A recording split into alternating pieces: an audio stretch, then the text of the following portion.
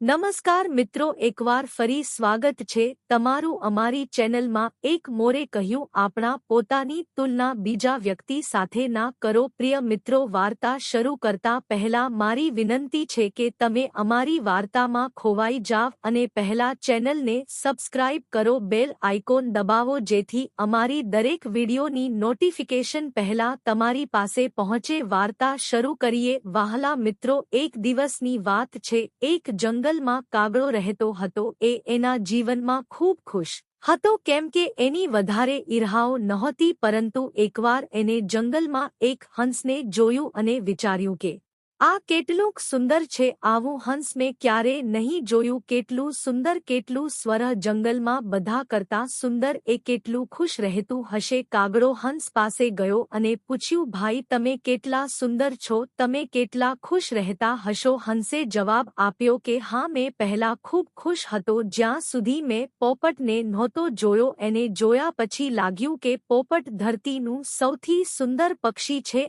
આપણા બંનેના શરીર પર તો એક જ રંગ છે, પણ પોપટ જોડે તો બે રંગ છે। સાચું, પોપટ કેટલો સુંદર લાગે છે। કાગડાએ વિચાર્યું કે હંસ તો પોપટને સુંદર માને છે। પછી કાગડો પોપટ પાસે ગયો અને પૂછ્યું, ભાઈ, તું બે રંગ છે તો તું કેટલો ખુશ રહેતો હશે? પોપટે કહ્યું, હા, મેં પહેલા ખૂબ ખુશ હતો, જ્યાં સુધી મેં મોરને નહોતો જોયો। મારી જોડે તો બે જ રંગ છે, પણ મોર જોડે તો કેટલાક પ્રકારના રંગ છે। હવે કાગડાએ વિચાર્યું કે બધાથી વધારે ખુશ કોણ છે, હું જોઈને જ રહીશ, એટલે હું હવે મોરને જંગલમાં શોધવા જઈશ। પણ કાગડાને આખા જંગલમાં એક પણ મોર મળ્યો નહીં। મોરને શોધતા શોધતા કાગડો ચકલીના માળા સુધી પહોંચી ગયો। તેને જોયું કે મોરને જોવા ઘણા બધા લોકો આવ્યા છે, એની આજુબાજુ કેટલીક ભીડ છે। બધા લોકો ગયા પછી કાગડાએ મોરને પૂછ્યું, ભાઈ, તું દુનિયામાં સૌથી સુંદર જીવ છે,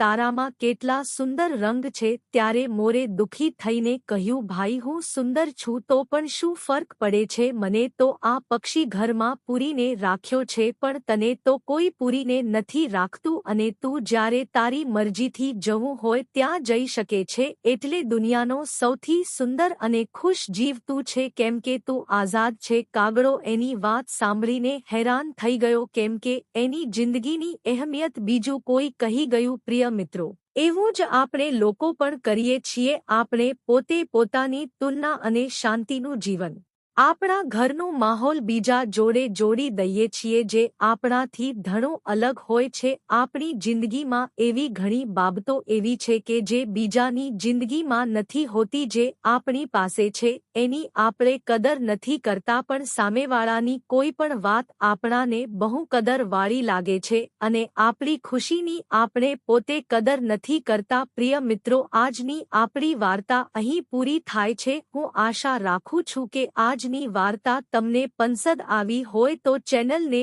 લાઇક કરો, સબસ્ક્રાઇબ કરો। જય શ્રી કૃષ્ણ।